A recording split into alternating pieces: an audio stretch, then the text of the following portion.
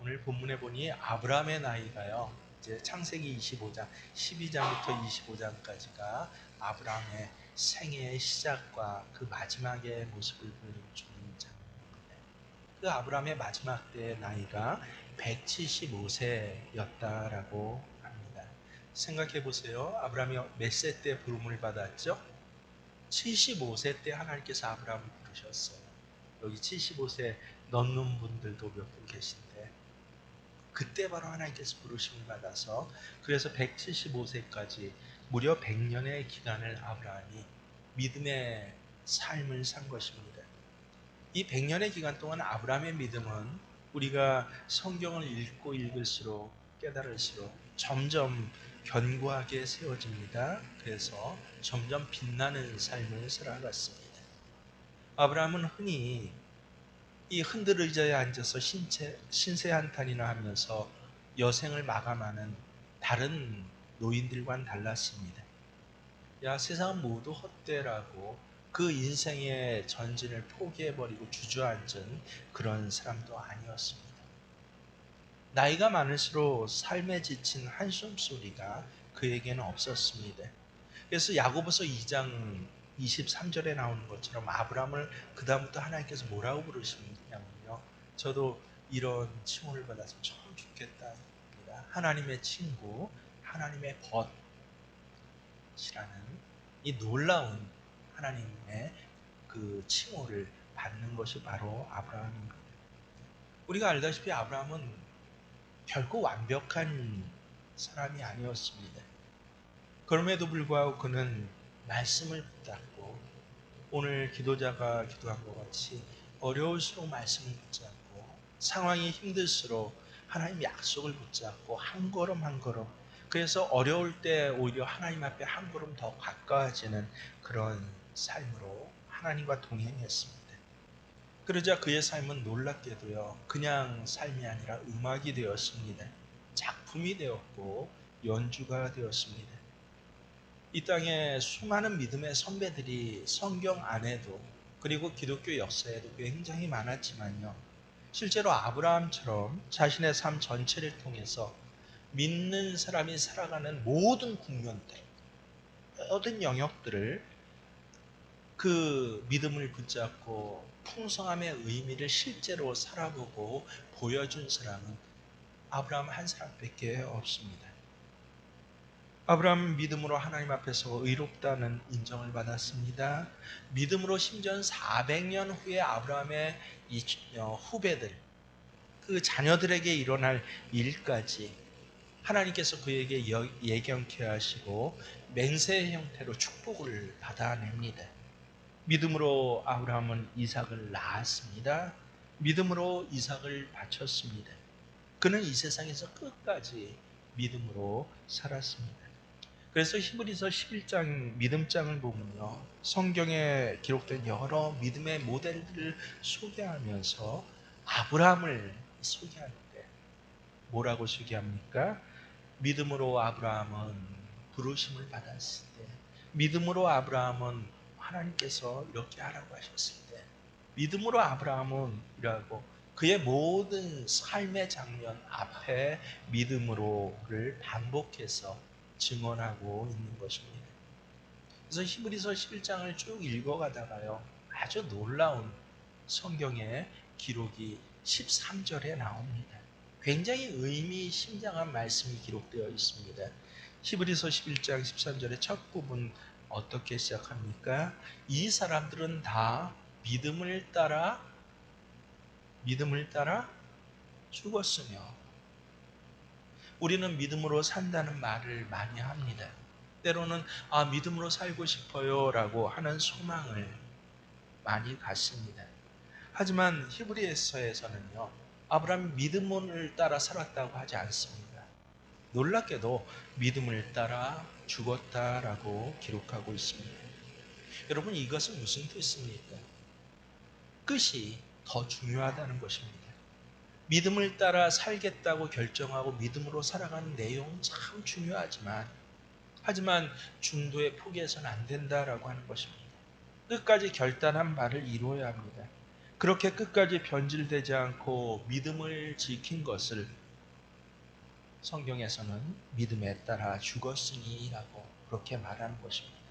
시작을 참 잘했어요. 하지만 시작하는 것으로 끝나서는 안 됩니다. 믿음을 따라 죽었으니 그 믿음을 끝까지 지켰다는 것입니다.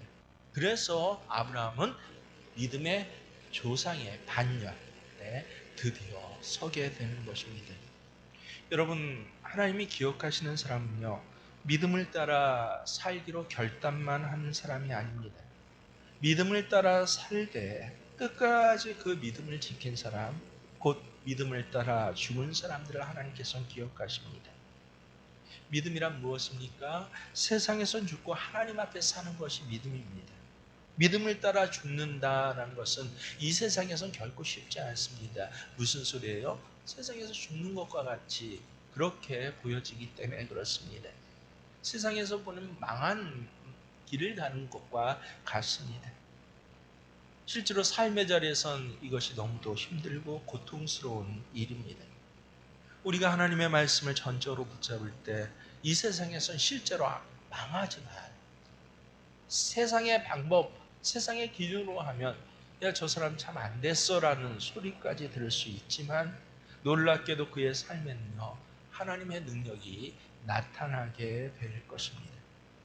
시작한 일은 비교적 쉬워요. 왜냐하면 우리가 새해가 되면요, 새해마다 이 나라 5천만 국민 한 사람도 빼놓지 않고 새해 결심을 하잖아요. 이렇게 올해는 살겠다라고. 저 초등학교 애들부터 또 인생의 마지막을 앞두고 있는 사람까지 그렇게 시작은 하잖아요. 마음에 감동이 있으면 누구나 시작할 수 있습니다. 하지만 끝까지 믿음을 따라 죽는 일은요, 감동 가지고는 안 되는 일이에요. 그것은 기억하십시오. 훈련되고 연습되어야만 합니다. 그래서 우리는 삶을 연습하는 것은 다름이 아니라 믿음을 연습한다라고 하는 것은 본질적으로 죽는 연습을 하는 것입니다. 죽는 훈련을 하는 것입니다. 아브라함은 믿음으로 살았지만 사실은 한평생을 믿음으로 죽는 연습과 준비를 했다라고 그렇게 성경은 말씀해주고 있는 것입니다. 여러분, 히브리서 11장 13절 말씀을 한 목소리로 함께 읽어보겠습니다. 이 사람들은 시작. 이 사람들은 다 믿음을 따라 죽었으며 약속을 받지 못하였으되 그것들을 멀리서 보고 환영하며 또 땅에서는 외국인과 나그네임을 증언하였으니. 믿음의 선배들은 한마디로 어때요? 이 땅에서는 뭐였다? 나그네였다 라고 합니다.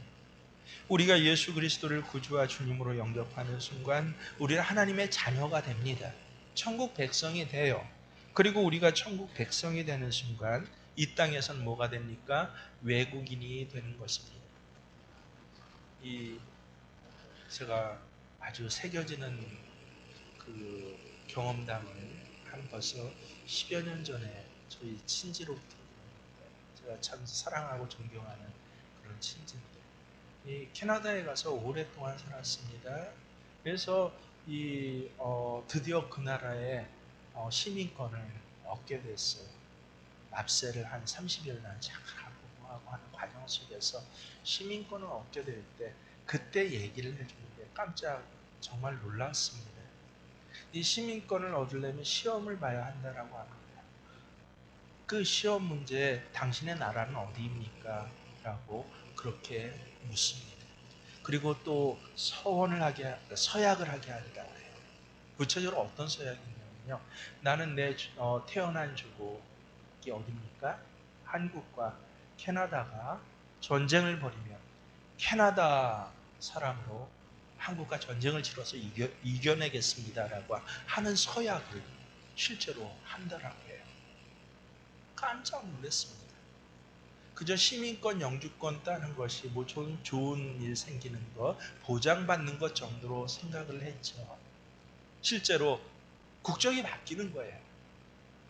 내가 어디서 태어났든지 간에 그 나라 국민이 되어서 그 나라의 주권을 지키는 거고 그 나라의 이익과 또 그 나라의 형성에 함께 참여하는 것, 국적이 바뀌는 것입니다. 하나님 백성도 마찬가지예요. 보이는 시험과 또 서약은 하지 않지만 하나님 백성은 국적이 바뀝니다. 이 나라 백성에서 천국 백성이 됩니다. 우리가 천국 백성이 되는 순간 이 땅에서는 뭐가 돼요? 외국인이 되는 것이에요. 그때부터 이 땅에서의 우리의 삶은 외국인의 삶, 나그네 삶일 수밖에 없는 것입니다. 우리는 나그네함은 가요가 알려진 게 많아서 그런지 저는 사실은 가요를 거의 모르거든요. 모르는데도 워낙 어렸을 때부터 들었던 몇 가지 이 가사 정도를 기억합니다. 나그네의 이미지가 무엇입니까? 대부분의 사람이 나그네 하면 방랑자를 이야기를 합니다. 하지만 영어에서는요, 나그네를 표현할 때 정확하게 어원이 다른 두 가지 단어를 씁니다. 우리나라 말로 번역이 되면 나그네이지만 영어에서는 전혀 다른 뜻이에요. 첫 번째는 베가본드라는 뜻이 있습니다. 우리가 잘 알고 있는 방랑자라는 뜻입니다. 목적 없이 정처 없이 떠나다니면서 좀 좋으면 머물기도 하고 그렇지 않으면 떠나기를 반복하는 이른바 집시처럼 살아가는 그런 나그네를 베가본드라고 그렇게 칭합니다. 하지만 다른 나그네가 있어요. 필그림이라는 나그네가 있습니다. 목적지가 있습니다. 목적지를 향해서 쉼없이 달려가는 사람, 이 사람이 바로 필그림입니다.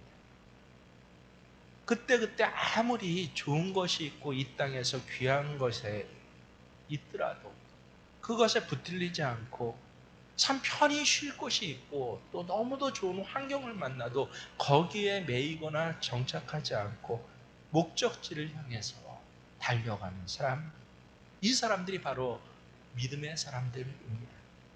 우리는 이 사람들을 향해서 특별히 뭐라 그래요? 순례자라는 그 한글 명칭을 붙이지만 근데 보편적으로 번역할 때는 이들이 바로 나그네예요. 두 가지 나그네가 있더라. 방랑하는 나그네가 있고요. 순례하는 나그네가 있습니다. 우리 믿음의 선배들은요. 세상 사람들이 그 말하는 유행가 가사처럼 그저 읊어대는 빈손으로 왔다 빈손으로 가는 그런 나그네들이 아닙니다. 좀 좋은 것이 있으면 자리 잡고 눈에 이끌리는 것이 있으면 주저앉아서 그래서 정착하는 그런 나그네가 아닙니다. 우리 믿음의 선배들은요. 그 가슴에는 하나님이 가득 차 있어요. 그 손에는 하나님의 손을 붙잡습니다. 그 눈에는 본향을 향해서 본향이 어디입니까? 바로 천성길을 향해서 끊임없이 어떤 땐 좀 빨리 걷더라도 어떤 땐 힘들어서 조금 늦게 걷더라도 한 걸음 한 걸음 걸어가는 그런 나그네, 그것이 바로 믿음의 선진들입니다. 여러분, 우리가 이 땅 살면서 얼마나 미련이 많이 있습니까? 얼마나 소유에 대한 집착이 많이 있습니까? 결국은 이것 때문에 믿음도 포기해요. 나그네 삶을 중단합니다. 그래서 하나님 주신 복이라고 생각하고 이 땅을 본향을 향해 가는 길은 포기하고 이 땅에서 엉덩이 깔고 앉아서 그저 배 두드리며 사는 것, 야 이게 복이야라고 그렇게 자기 스스로를 기만하고 속이지 않습니까? 그래서 성경 뭐라고 합니까? 믿음을 따라 살고 거기에 그치는 것이 아니라 믿음을 따라서 죽는 것, 이것이 바로 나그네의 삶이다라고 끝까지 증언하고 있는 것입니다. 여기에 계신 분들은요, 이미 믿음에 따라 살아가겠습니다라고 모인 분들입니다. 그냥 지나가다가 우연히 이곳에 들어와서 앉아 계신 분은 우리 교회에는 없습니다. 믿음이 없는 시대에, 믿음이 희미해진 시대에 이 땅에서 엉덩이 깔고 앉아서 복 누리기를, 세상 복 누리기를 원하는 시대에서 여기 계신 분들은 잘 믿어보자고 때로는 불과 같은 연단을 거쳐서 모인 분들이 바로 우리들입니다. 시작을 참 잘했어요. 참 좋은 교회, 참 아름다운 동기를 갖고 잘 모였습니다. 어떤 분은 믿음의 길을 때로는 3년, 5년, 10년 달려왔습니다. 너무도 훌륭합니다. 하지만 그 과정에서 그쳐서는 안 됩니다. 믿음을 따라 죽었으니 아브라함의 마지막 모습과 같이 그렇게 믿음을 따라 사는 것으로 끝나는 것이 아니라 믿음을 따라 죽었으니라고 그 마지막에 하나님 보좌 앞에 가는 그런 사람들이 되어야 합니다. 우린 모두 이런 사람들이 되기를 원하는데 그렇지 못한 사람들이 훨씬 많습니다. 도대체 아브라함은 어떻게 행했기에 믿음에 따라 살았을 뿐만 아니라 믿음으로 아브라함은 삶의 국명마다 믿음으로 행했을 뿐만 아니라 믿음에 따라 죽을 수 있었던 사람이 되었습니다. 오늘 성경에 바로 그 아브라함의 마지막 모습에 그것이 구체적으로 나와 있습니다. 첫 번째는요, 미리 자신의 주변을 믿음으로 아브라함은 정리했다는 것이에요. 5절 6절 말씀 눈으로 보세요. 아브라함이 이삭에게 자기의 모든 소유를 주었고 자기 서자들에게도 재산을 주어 자기 생전에 그들로 하여금 자기 아들 이삭을 떠나 동방 곧 동쪽 땅으로 가게 하였더라. 무슨 뜻입니까? 우리는 흔히 아브라함에게는 이삭과 이스마엘 두 아들만 있었다라고 여기는데 성경의 기록을 보면 그렇지 않습니다. 아들들이 굉장히 많았습니다. 아브라함은 사라 외에 다른 첩들 사이에서 낳은 이 많은 자식들을 이 자식들이 아브라함 사후에 그 사이에서 있을 수 있는 갈등이나 분쟁을 미리 예견을 했다는 것이에요. 그 갈등과 분쟁을 자기가 그것을 정리하기 위해서 그래서 결단을 내리는데 무엇입니까? 이삭에게뿐만 아니라 자기 서자들에게도 재물을 분배하고 서자들은 그 땅 무엇이에요? 믿음의 땅이에요. 믿음의 땅을 떠나서 동쪽 가서 그렇게 살게 했더라라고 하는 것입니다. 야, 이게 옳으냐 마냐 뭐 따질 필요 없습니다. 중요한 것은 무엇입니까? 자기 사후에 있을 수 있는 모든 상황을 예견하면서 갈등을 최소화시키고 그리고 믿음을 지키고 믿음의 끝을 보겠다는 그 목표에 따라서 자기 삶을 깨끗하게 마무리하고 싶어하는 아브라함의 의도를 우리는 여기서 읽을 수 있습니다. 그래서 성경에는 6절에 그 의도를 뭐라 그럽니까? 자기 뭐에? 생전에라는 단어로 기억하고 있습니다. 아브라함은 죽어서 다른 사람 손에 의해 처리되는 인생으로 사는 것이 아니라 마지막까지도 믿음으로 매듭을 묶는 그 매듭을 준비했다는 것입니다.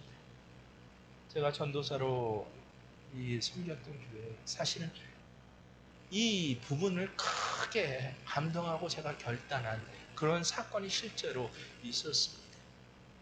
굉장히 그 당시에 규모가 기장에서 중간급 이상 한 4,500명 되는 그런 교회였습니다. 그 교회를 세우신 분이 서울 강서구 어느 쪽에 신협도 본인이 만든 이사장도 하시고 심지어는 버스 회사도 그 처음으로 만들었어요. 그래서 이 강서구뿐만 아니라 저 김포 쪽으로 왔다 갔다 가장 그 당시에 5손가락 안에 드는 큰 버스 회사로 나중에 키우시기도 합니다. 그러면서 교회도 그래서 짓는데 목사님이셨어요. 목사님이 사업적 재능도 굉장히 뛰어나갔고 정부에서 어떻게 보조금을 받고 뭐를 해서 그것을 이렇게 운영해서 그렇게 크게 키워가면서 그러면서 교회 부지를 마련하고 그 교회에 그 당시에 굉장히 400명이 앉을 수 있는 그런 큰 건물을 지었던 그런 교회입니다. 근데 이 목사님 갑자기 이제 돌아가시게 됐어요. 정확하게 모르지만 어떻게 무슨 일을 행한지 몰라요. 제가 섬길 때는 그 다음에 후임 목사님 오셔서 한 20년 30년 목회하고 계시던 그런 때였거든요. 근데 문제가 생겼습니다. 무슨 문제입니까? 이 교회가 오래돼 갖고 다시 증축을 해야 되는데 교회 땅 반이 누구 명의로 돼 있어요? 목사님, 그 돌아가신 목사님 명의로 돼 있고, 뭐 회사고 뭐고 다 명의로 돼서 아내 명의로 넘어간 것이에요. 아내도 그 교회 장로님이셨는데, 근데 이 교회를 주축하려고 하는데 그 명의를 안 넘겨주는 거예요. 심지어는 그 교회 본당 건물 땅만이 아니라 교회 붙은 땅이 밑에 있는데 그것도 분명히 교회 땅이라고 늘 교인들도 그렇게 알고 있었어요. 돌아가신 목사님 생전에 이것은 교회 땅이 교회 지분이야 라고 그렇게 밝혔고, 그래서 거기 교회를 지은 것인데, 근데 무슨 서류 정리 작업이 원활하지 않아서 명의를 갖다 교회에 그렇게 바꾸질 못했습니다. 교회를 증축한다 하니까 그 여분에 있었던 교회 땅에 이 안에, 그것도 그 교회 장로님이 어디다 빌라를 갖다가 한 5세대를 5개 동을 지어갖고 올려갖고 이건 내 땅이야 라고 하기 시작한 거예요. 그러면서 권세를 부리는 거죠. 내가 마음 잘못 먹으면 교회 지금 본당 서여 있는 그 반도 내 것이야 라고. 그러니까 거기에 온 교회가 두려워하고 목사님 그것 때문에 날마다 기도하고 하는 그런 모습을 보았어요. 어떻습니까? 원래 그러면 그 아내분이 그랬습니까? 아니요. 목사님 돌아가시고 한 20년 30년 되면서 희미해지신 것이에요. 물질에 대해서 희미해지고, 또 여건과 상황이 바뀌고, 옛날에는 뭐 단돈 10,000원짜리 땅이 강서구 중심에, 지금 중심에 있고 딱 있다 보니까 2천만 원 3천만 원 올라가기 시작하니까 10평 20평도 아니고 100평 200평 땅이 돈으로 보이는 것이에요. 본인만 그렇습니까? 그분에게는 또 자녀들도 있어요. 자녀들도 그건 내 건데, 우리 건데, 갈등을 겪는 것이에요. 그 갈등이 어떻게 마무리되었는지 저는 모르겠지만 큰 갈등이 되었고, 심지어 교회 명의 땅에 빌라를 이미 지어갖고 분양을 다 해버렸어요. 100몇십억 이상을 받고. 근데 그런 큰 재산이 있는 분만 그런 게 아닙니다. 가만히 봤더니 목회한, 제가 벌써 목회 40년 가까이 되지 않습니까? 온 교회 우리 같은 보통 사람들도 그래요. 야, 이건 하나님 거야. 하나님한테 뭐 하겠어, 뭐 하겠어. 많은 사람들이 얘기를 하죠. 목사님 앞에서, 심지어는 성도들 앞에서 이 집은 하나님 것이에요. 이 밭은 반은 하나님 것입니다. 내가 하나님 앞에 이렇게 적금을 들고 있고 이렇게 하겠습니다. 마음에 감동은 있어요. 하지만 뭐가 없었어요? 생전에. 결국은 죽으면서 갈등의 소지만 늘어놓고 자기도 해결하지 못한 갈등이 그 후배들에게, 다른 가족들이 갈등을 해결할 수 있습니까? 저는 그런 가족 한 사람도 못 봤어요. 그런 유의 형식을 뭐 수십 분을 뵙는데 본인은 감동하고, 그래서 5년 10년 이거 하나님 것이야 라고 하고, 통장까지 저한테 들고 와서 요거 적금 마무리되면 이거 하나님 거예요. 봤지만 몇 번을 경험하면서 제가 그랬습니다. 말하지 마시고 그냥 지금 내세요. 생전에. 그게 믿음을 끝까지 지키는 유일한 방법입니다. 본인도 어때요? 본인은 하나님 앞에 가니까 하나님 앞에서 어떤 평가를 드릴지 모르죠. 오히려 그것 때문에 나머지 가족들과 심지어 교회가 큰 분란에 쌓이는 경우를 저는 훨씬 많이 봤습니다. 우리 강원도 지역에서도 그런 교회 있어요. 10년이 넘도록 그 일로 인해서 분란에 쌓이고 교회가 절반으로 갈라지고, 심지어 그래서 노예조차 10년 동안 그 교회가 가운데 좀 큰 교회라 모이질 못해요. 이 사람 편, 이 사람 편 나눠져 갖고요. 그런 우리 현실을 봤을 때 아브라함은 감동만으로 한 것이 아닙니다. 뭐 했다고요? 생전에. 죽어서 다른 사람의 손에 의해서 처리되는 것이 아니라 그 마지막 믿음의 삶의 매듭을 하나하나 자기 생전에 그렇게 매듭 지었습니다. 그래서 아브라함은 히브리서의 증언대로 믿음으로 산 것만이 아니라 생전에 여러분 그냥 죽은 게 아니에요. 생전에 믿음을 따라 죽는 죽음을 준비한 정도가 아니라 하나하나 이루어가고 있었다라고 하는 것입니다. 그래서 마지막 순간에 아브라함은 믿음을 따라 죽었다라고 하나님이 인정하시고 성경에 그렇게 기록된 것입니다. 그뿐입니까? 아브라함은 마지막을 준비한 것뿐만 아니라 오늘 하나님을 신뢰하며 오늘 만족한 인생을 살아가는 것을 하나하나 배웠다는 것입니다. 여러분도 아름다운 결산을 원하십니까? 바로 오늘 지금 하나님을 신뢰하는 것, 그래서 만족함을 하나하나 그것 때문에 맛볼 수 있는 삶을 훈련해야지. 그저 가슴 속으로만 난 믿음을 끝까지 지키고 하나님이 그럼 내게 복을 주시고 뭐 내 자손들 내 가족들에게 은혜를 주실 거야? 아까 그랬죠? 아니요. 오히려 하나님과 대적하게 되고 갈등하게 되고 문제가 생기게 하는 그런 요인들을 내가 만들었더라라고 하는 것이에요. 아브라함은 지금 노년 중에 노년이죠. 세상적으로 말하면 뭐예요? 후패하다. 성경에서 말하는 후패라는 뜻이 뭐예요? 이 후가 썩을 후자잖아요. 패는요, 부서질 패자입니다. 세상의 나이로 보면 점점 썩어져 가고 그리고 하나하나 부서져가는 그런 나이를 살았습니다. 이럴 때 대부분의 노인이 뭐 저희 가정도 그래요. 나 같은 게라고 하는 생각을 해요. 나는 늙은이인데 이제 늙어서 뭘 해? 어떻게? 라고 합니다. 하지만요, 놀랍게도 아브라함의 노년은 그렇지 않았습니다. 태양이 중천에 떠 있을 때만 아름다웠던가요? 오히려 태양이 가장 찬란할 때가 언제인지 아십니까? 제 아내가 너무도 좋아하는 석양녘이에요. 가장 찬란하고 아름다운 때가. 아브라함의 가장 찬란하고 눈부셨던 때가 바로 아브라함의 이 석양녘 마지막 때였습니다. 순간은 아브라함이 얼마나 아름다운지를 성경이 인정해주고 있는 그 구절이 오늘 8절에 나옵니다. 함께 읽습니다. 시작. 그의 나이가 높고 늙어서 기운이 다하여 죽어 자기 열조에게로 돌아가네. 여러분 성경을 잘 보셔요. 그냥 허투루 보시는 게 아니라 나이가 어땠다고요? 높고 늙어서. 우린 나이가 늙었다라는 말을 자주 해요.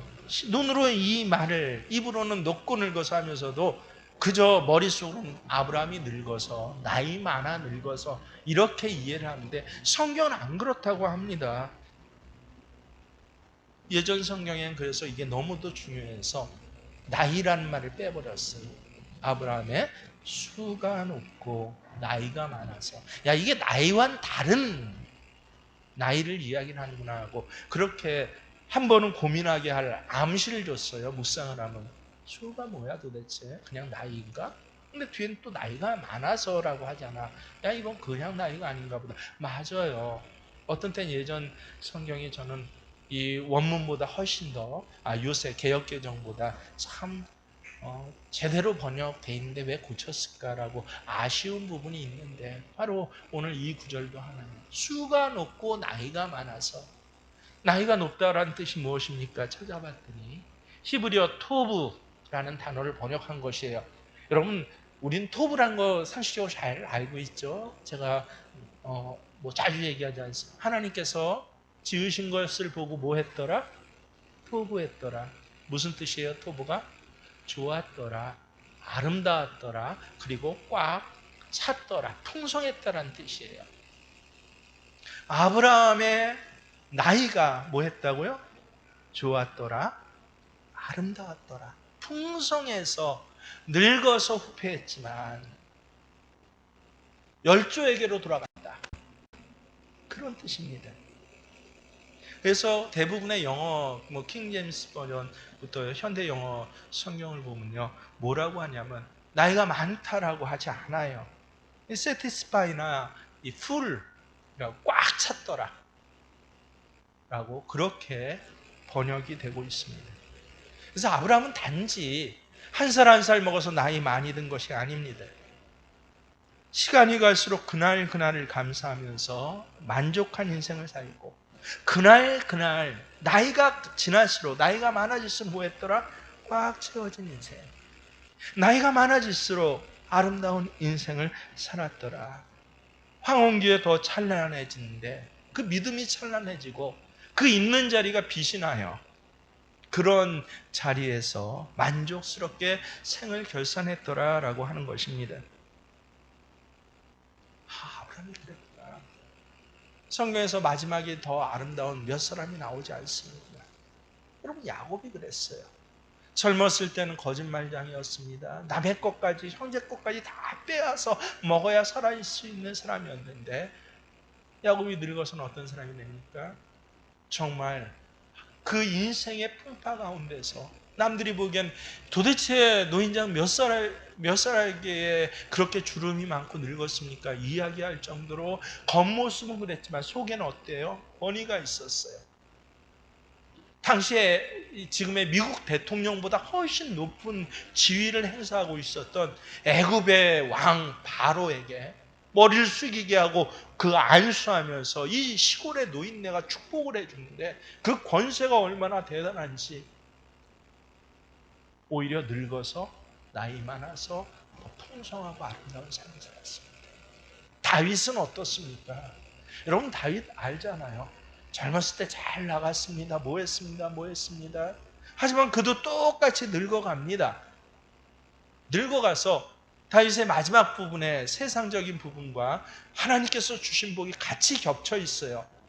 다윗이 나이 많아 늙어서, 그래서 어땠다고요? 이불을 덮어도 따뜻하지 아니할세. 그래서 저는 젊어서부터 알았어요. 야, 나이 많아서 그러면 이불을 덮어도 따뜻하지 않구나. 그리고 미리 예견하고 있습니다. 겉사람은 그렇지만 속사람은 어땠다고요? 그 눕혀진 자리, 정신이 혼미한 자리에서도 그가 한마디 말하니 그 앞에 일어났던, 정신없이 눕혀진 사람이야. 예를 들어서 부모님 눕혀져서 오랫동안 장기 요양받아갖고 뭐 정신도 거의 없는데 얘야 이렇게 해라 한마디 하면 자녀들이 듣나요? 근데 놀랍게도 다윗은 그 한마디라니까 어떻게 했다고요? 나라의 정권과 정국이 바뀌어집니다. 모든 사람들이 그 앞에 와갖고 엎드려서 당신이 우리의 왕입니다라고, 그 늙은 제대로 앉아있지도 못한 다윗 앞에 엎드려서 다윗의 뜻대로 하나님께서 주신 그 메시아 왕국의 계보를 솔로몬으로 바꿔가고 이루어가게 하는 그 권세를 언제 다윗이 누렸다고요? 왕이 되고 힘 있을 때는 아들들도 반역하고 사랑하는 아들을 자기를 죽이겠다고 끝까지 쫓아오는 그런 일을 보았어도 오히려 나이 많아 늙어서 이불을 덮어도 몸이 따뜻하지 아니할 바로 그때 더 찬란하게 권세 있고 아름다운 삶을 살았던 것이 바로 누구입니까? 다윗입니다. 왜 가능했습니까? 다윗의 시편을 보면 압니다. 다윗의 마지막 모든 것을 정리한 시편이 23편인데 여호와는 나의 목자시니 뭐가 없어요? 내게 부족함이 없으리라. 흔들림도 많고 실수도 많았지만 인생은 또 그렇다고 해서 야 믿음을 떠나라 사니까 하나님께 언제나 좋은 것을 주셨습니까? 아니요. 그는 정직하게 고백합니다. 사망의 음침한 골짜기를 걸을지라도 물과 불 가운데 지날지라도 그런 어려움과 힘든 일을 당했음에도 불구하고 어떻게 했다고요? 여호와가 나의 목자입니다라고. 그는 베가본드가 아니라 이 땅을 필그림처럼 분명히 하나님의 그 주신 그 은혜와 그 목표를 보고 살아가고 하나님의 손을 붙잡고 동행했을 때 뭐가 없었더라? 내게 부족한 게 없습니다. 틀니를 하고 임플란트를 껴서 갈비 먹는 것이 힘들어요. 제가 이번에 추석 지내면서 참 많이 죄송했는데 늘 고기를만 많이 먹다 보니까 드시다 보니까 이번에는 좀 특색 있는 걸 좀 해드리고 싶어서 아내랑 장에 가서 큰 문어를 갖다가 사가지고 이 문어가 그렇게 맛있다고 해요. 저희 집은 문어 별로 잘 안 먹거든요. 네, 그래서 그 소리를 들어서 큰 문어가 맛있다고 해서 고깃값보다 더 그냥 값이 싸갖고 그래서 그거를 배워갖고 그대로 아내랑 정성스럽게 숙회를 해드리는데 어머니 이거 맛있다고 드셔요. 아버님도 말로 뭐라 그래요? 참 맛있다고 하는데 딱 2점 드시고 안 드시는 거예요. 왜 그러나 했더니 아버님 이까지 알았어요. 분명히 전체에서 4군데 5군데 임플란트를 해갖고 저는 괜찮은 줄 알았거든요. 그런데 이 문어 먹기에는 좀 버거우셨던 거예요. 그걸 몰랐어요. 언제나 잘 음식 드시니까. 참 죄송했어요. 무슨 말을 하려는지 아십니까? 나이 많아 늙어서 문어 먹기에 버거운, 뭐를 해도 버거운 나이가 돼도 그 한 끼 식사를 하면서 참 맛있다. 하나님 앞에 참 감사합니다. 함께 먹는 가족들을 함께 축복하고 감사합니다. 그게 뭐예요? 나이 많아 늙어서 임플란트에서 해서 문어도 제대로 못 씹는 후패한 나이 가운데서도 어때요? 오늘 한 끼의 식사 속에서 함께 식사하는 아내에게 감사하고 자녀들을 바라보면서 축복할 수 있는 이 삶이 어떤 삶이에요? 여호와는 나의 목자 되시니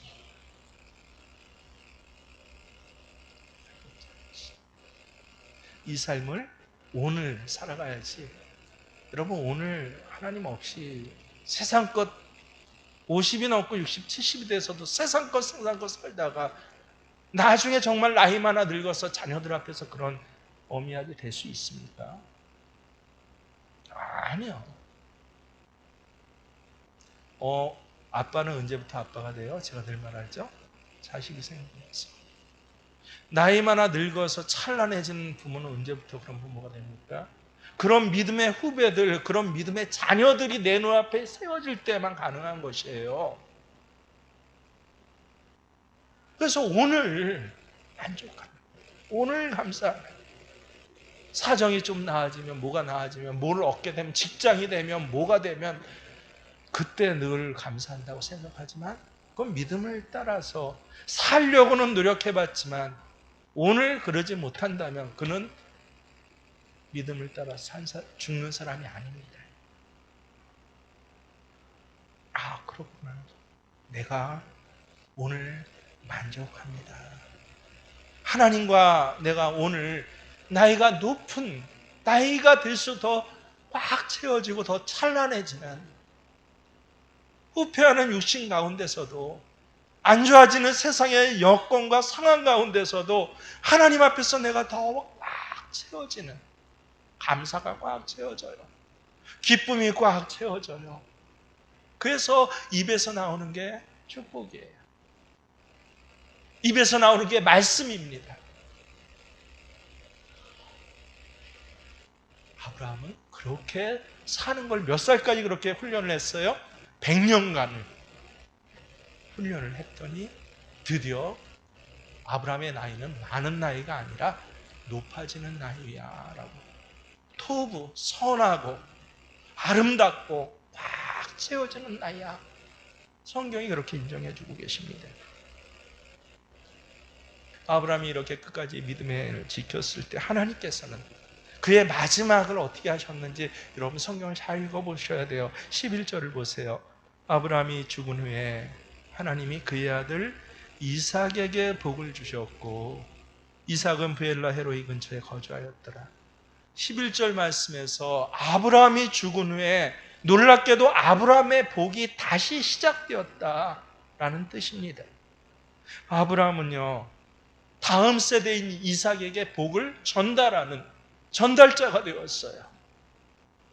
그래서 축복은 머물러 있는 거 아닙니다. 축복은 차고 넘치고 전달되는 것입니다.